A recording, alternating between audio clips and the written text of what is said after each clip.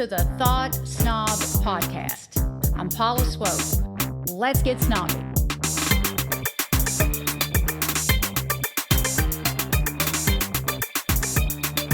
Today, I'm taking you back to where it all started. I'm going to teach you the manifestation methods that completely changed my life. They're simple, they're free. You can start using them today, and they don't require any special talent or learning curve. And I've talked about every one of these methods before, and I've written about them in my book and in my blog and on my website, but I've never really broken them down and explained them all together in one episode. And if you've ever wondered how I created the life I have today, this is it. Now, I actually prefer the term conscious creation over manifestation because social media turned the word manifestation into something trendy and gimmicky. And there's just nothing gimmicky about this. Conscious creation is as real as it gets. And the truth is, we're all born with the ability to consciously create our lives. God designed us that way on purpose. And somewhere along the way, though, we lose sight of it. And childhood is where it all begins. That's where we all get messed up. That's when we're taught to conform, fit in, play it safe, and, lower our expectations. And we absorb limiting beliefs like a sponge. And very few of us are ever taught that we have the power to intentionally create a different future. Nobody taught me. I had to teach myself. So, it's like instead, we're taught to survive. Some incredibly gifted artist ends up punching a time clock in a factory because they were taught dreams don't pay the bills. And, I don't believe that's why we're here. I just don't. One of the most unconventional pathways to creating the life you want is conscious creation. The fact that it's considered unconventional tells you just how disconnected we've become from something that should be completely natural. And people ask me all the time, Paula, can you manifest this for me? Or they'll say, Paula, manifest this for me, No, no one can do this for you. If you want a different life, you have to become the person who naturally attracts that life. That's what manifestation really is. It's not about getting what you want. It's about becoming the person who naturally attracts what you want. And everything I'm going to teach you today points back to that one idea. Now, this journey started for me a couple of decades ago when I finally just threw my hands up in the air and admitted my way wasn't working. And I remember saying, all right, universe, show me what you got. And that moment just changed everything. Here's what I've learned since then. The simplest methods are the ones that work the best because their power comes from repetition. You don't transform your life overnight. You transform it by repeatedly thinking differently, speaking differently, acting differently, and eventually becoming different. Those small actions compound over time. Little by little, your mindset changes, your habits change, your confidence changes, your energy changes. And when your energy changes, you naturally begin attracting opportunities, people, and experiences that align with the person you're becoming. And don't worry about how long it takes. Everyone's timeline is different. The real question isn't how long will this take?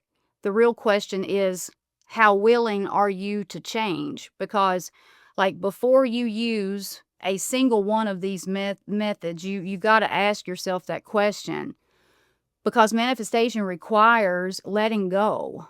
Sometimes that means letting go of bad habits, old beliefs. Sometimes it means letting go of people, and sometimes it means letting go of an entire lifestyle. That's usually the case, to be quite honest. I had to let go of an entire lifestyle. So, for example, if your dream is to become financially successful, and, you want to spend time around highly accomplished, affluent people, but you're still surrounding yourself with people who have no desire to grow, you're creating resistance. Now, let me be clear. There is absolutely nothing wrong with living a simple life if that's what genuinely makes you happy. This isn't about one lifestyle being better than another. It's about alignment. If your dream in your daily life are headed in opposite directions, something has to change. Your habits tell the universe where you're headed. I think about it like a GPS. I've talked about this so many times before, but I need to drill it into your head because it's the answer, okay? If your destination is the Ritz-Carlton, but you keep entering the bowling alley into your GPS, you're going to end up at the bowling alley every single time. Those are just metaphors. I'm not criticizing anyone's lifestyle. I'm simply saying that your daily choices have to match the future you're trying to create. The universe responds to consistency. It responds to what you repeatedly think, repeatedly say, and repeatedly do. So here's the first step. Be willing to let go of the life that makes you unhappy. Commit to becoming someone new, and then start making small changes every single day. The first method that completely changed my life is something anyone can do. Mindful awareness. Become aware of the conversations you're having, especially the ones you're having about yourself. Pay attention to the words that come out of your mouth. Stop speaking negatively about yourself. Don't put yourself down. And whatever you do, stop sitting around talking about how broke you are with other broke people. Those conversations keep you emotionally attached to the very thing you're trying to escape. Whatever you consistently talk about, you reinforce. That's all there is to it. So instead of saying, I can't afford that, start asking yourself, well, how can I afford that? And then when you get really good at it, then just go on and say, I can't afford that, whether you can or you can't. So instead of reinforcing your current reality, start speaking in alignment with the reality you're creating. Will you catch yourself slipping? Oh, yeah, absolutely. I still catch myself. The goal isn't perfection. The goal is awareness. Every time you catch yourself and choose a different thought, a different word, or a different response, you're reinforcing a new identity, and that's where real change begins. The second method that completely changed my life was positive affirmations. They may sound cheesy, but they work. Anybody can use affirmations, but here's where I think people get it wrong. They say an affirmation a few times, don't see immediate results, and decide it doesn't work. And that's not how it works. Affirmations work because of repetition. You're literally retraining your mind to accept a new identity, and the more often you repeat that identity, the more natural it becomes. But don't stop there. Don't just say those affirmations. Write them down. Think them, speak them, live them. I mean, live and breathe it. Like, my affirmation was simple.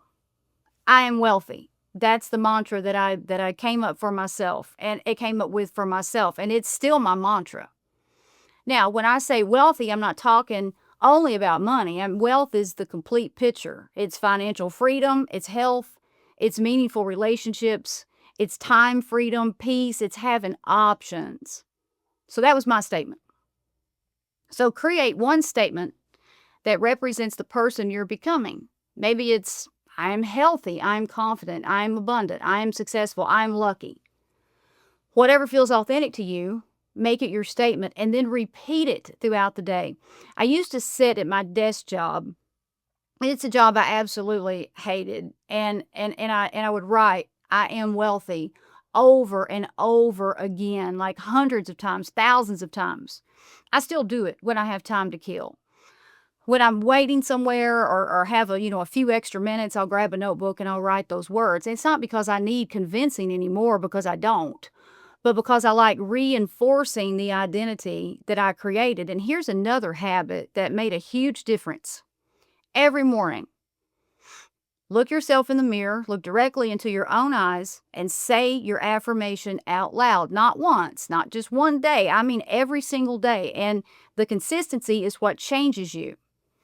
People ask me all the time, well, how long is this going to take? I mean, well, I don't know.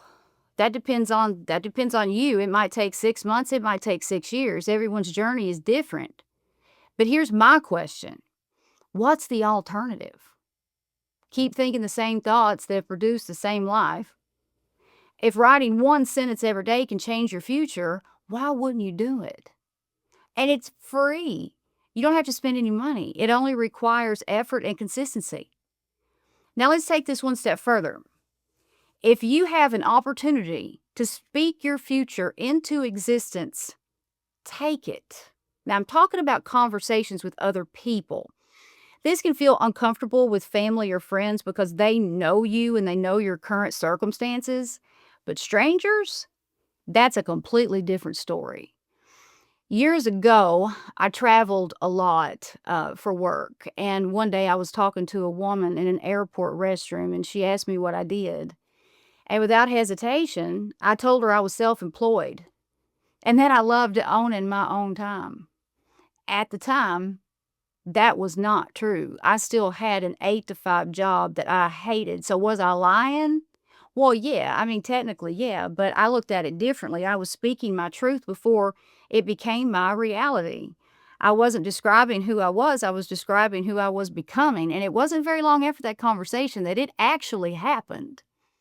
There's something powerful about hearing yourself speak your future out loud. Your words matter. They reinforce your identity. They strengthen your belief. And eventually, you stop feeling like you're pretending. You start feeling like the person you're becoming. And remember, manifestation isn't necessarily about convincing the universe. It's about convincing yourself. Because once you believe it, you'll begin making decisions that match it. And that's when your life starts to change. And that's when the universe starts to respond to what you're doing. The next method is envisioning. Daydream. Like, seriously, set aside time every single day to imagine the life you want. See yourself living it. Feel yourself living it. Let yourself get excited about it.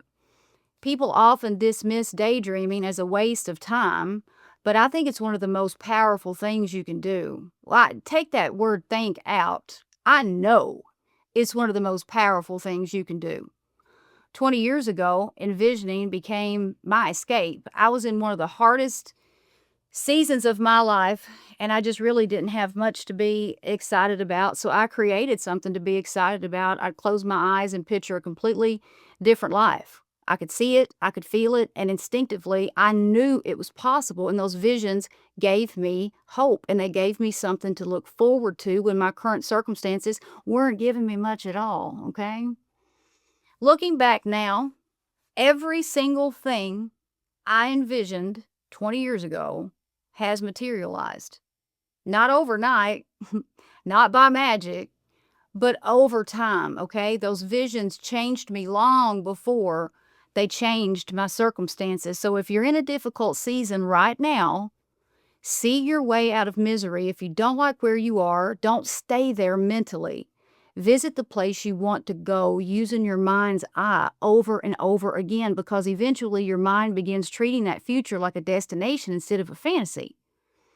Once you can see it, you can start becoming it, and that leads to the next method. Embody the life you want before it arrives. And this is where people usually stop me and ask, well, how am I supposed to embody something that I don't have? And I don't have the money, I don't have the house, I don't have the career, I don't have this, I don't have that. How am I supposed to do this? And my answer is always the same. You don't need any of those things. You need your imagination. That's it. One of my favorite exercises is walking through neighborhoods where I would love to live. I've done this for years. I'm telling you. I'd park my car, walk through the subdivision, breathe in the air, admire the homes, and imagine they were mine. I'd point to a house and say, that's for me. I can afford that. I live there. And did I feel silly? Yeah, sure I did at first. Then something happened, and I started having fun with it. And that's important because joy is expansive. The more fun I had, the more real it felt. And the more real it felt, the more I embodied the person who belonged there. You don't have to wait until you have something to experience its energy. Go visit it, walk through it, spend time there, become familiar with it. The life you want shouldn't feel foreign. It should start really feeling like home. Now, don't go broadcasting what you're doing to everyone. Protect your vision. Not everyone deserves access to your dreams. Some people will encourage you, but, others they'll just laugh at you, and you don't need, really, you don't need that. You need consistency. if you have someone in your life who genuinely believes in you and wants to join you, that's wonderful, but don't wait for someone else's approval before you start creating the life you want. When I was consciously creating the life I have today, I mean, I didn't have money, I didn't have resources, and I just sure as hell didn't have any support. So I got pretty creative and I got pretty savvy. I stopped spending time in environments that reminded me of the life I wanted to leave behind. I couldn't afford to travel to the places I dreamed about, so I filled my vision board, with pictures of those places, and I watched movies that took me to those locations, and I wasn't watching them for entertainment. I was absorbing the energy. I wanted those places to become familiar. I wanted my subconscious to believe I belonged there. Everything I did was intentional. I wasn't waiting for my life to change. I was changing it first, and I knew that if anybody was gonna change it was gonna be me. And manifestation isn't about waiting for the outside world to catch up. It's about changing your inner world until your outer world has no choice but to follow. And that lesson became crystal clear when I was working in an 8 to 5 job that I absolutely hated. I don't do well being micromanaged. I don't need to be micromanaged. And what I wanted back then more than anything wasn't necessarily money, it was freedom. I wanted control over my own schedule, but I had been conditioned to believe that the only way to make money was to work a traditional job. And I knew I couldn't quit yet too. I wasn't ready because I didn't have plan B. So instead of waiting for my circumstances to change, I started shaking some things up. I started changing my behavior. So I stopped using my vacation time for like 2-week vacations. And instead, I spread those days throughout the year and took Fridays off. And that put me at a 4-day work week. So every Friday became an investment in my future. While everyone else thought I was enjoying a 3-day weekend, I was building my business. I was creating my future. Those Fridays eventually became the bridge between the life I had and the life I wanted. Okay? Because I had a side hustle. And Fridays were spent building that side hustle. And eventually that side hustle became a full-time business, okay?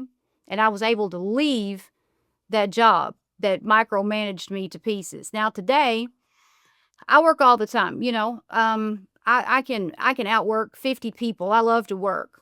But no one controls my time anymore. And that freedom started long before I actually had it. It started the moment I began acting like the person I wanted to become.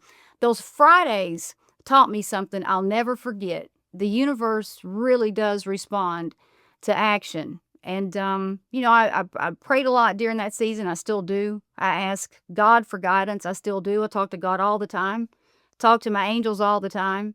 There's an incredible support system available to us if we're willing to tap into it. But that's not enough. Prayer alone isn't enough. You have to move. You have to meet the universe halfway. And every action you take says, hey, I'm serious about this. So when you remove yourself from environments that drain your soul and intentionally place yourself in environments that inspire you, you're sending a very clear message.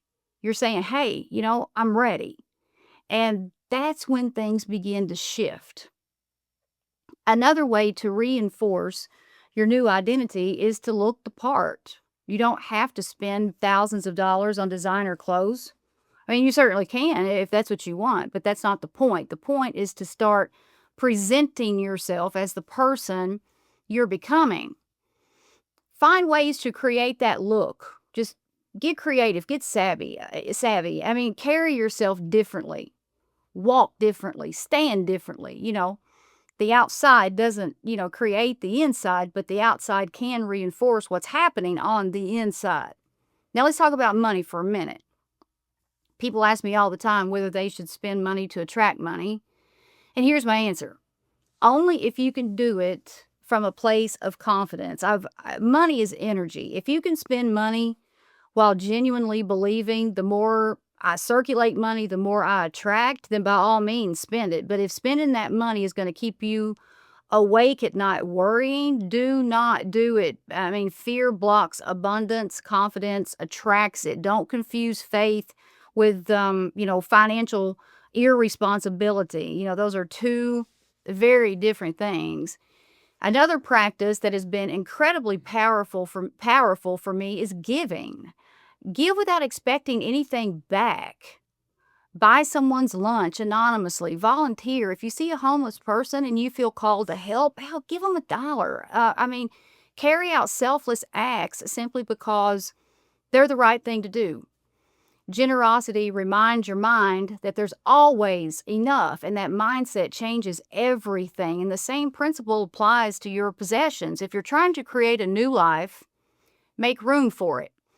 Donate the things that represent the version of yourself you're leaving behind. Don't hoard things simply because you've always had them. And if old photographs bring back painful memories, throw them away. If your surroundings constantly remind you of a life you're trying to outgrow, start changing your immediate environment. Your environment influences your mindset more than you may realize.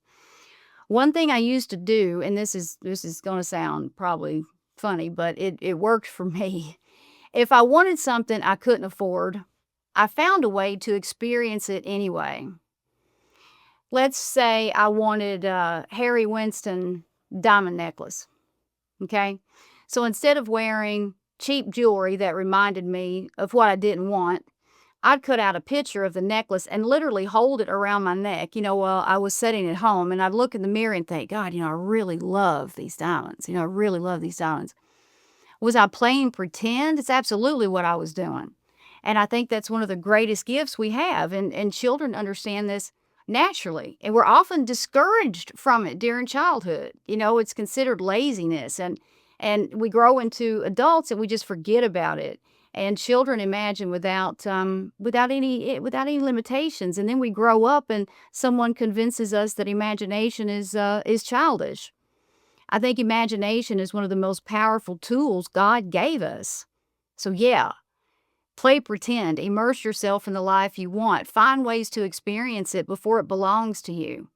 Visit it, picture it, speak it, write about it, walk through it, claim it, put your energy on it, because manifestation isn't passive, it's participation. It's becoming so familiar with your future that your mind stops treating it like a fantasy and starts treating it like your next destination. And here's something else I've learned. The universe doesn't respond to what you do once. It responds to what you repeatedly do. I can't stress that enough. It's your repeated thoughts, words, actions. That's like your vote for the life you're creating. So don't give up. You got to stay the course. The only thing that can truly stop you is deciding to quit. So before we wrap up, let's just do a short recap here, okay? First, be willing to let go of the people, places, habits, and beliefs that no longer align with the life you want. Second, be mindful of your words. Use affirmations. Speak to yourself and about yourself as the person you're becoming. Third, envision your future every single day. If you're in a difficult season, see your way out of it before you physically find your way out of it. Fourth, embody the lifestyle you want. Spend time in the environments that inspire you. Walk through your future before you live in it. Dress like it, think like it, act like it. Become familiar with it. Fifth, take action. Don't wait for your circumstances to change. Become the person first. And finally, give. Give money when you can. Give kindness. Give encouragement. Give away the things that belong to the version of yourself you're leaving behind. Make room for the life you're calling in. I can honestly tell you that every single one of these methods has worked for me, not because they're magical, not because I got lucky, but because I practiced them consistently. Day after day, year after year, they changed me. And when I changed, my life changed. And I thank God every single day for giving me the courage to become the person I wanted to be. And I hope this episode gives you the courage to do the same. And thanks so much for spending part of your day with me. And always keep in mind that manifestation is not a collection of techniques. It is an identity transformation. So that's all for today, and I will see you next week. The Thought Snob Podcast with Paula Swope has been brought to you by Thought Snob Media in association with Special Purpose Studios. All production, mixing, and sound engineering by me, Will Swope. We hope you've enjoyed this podcast. Please take a few seconds to give us 5 stars and leave a review. See you on the next Thought Snob Podcast with Paula Swope.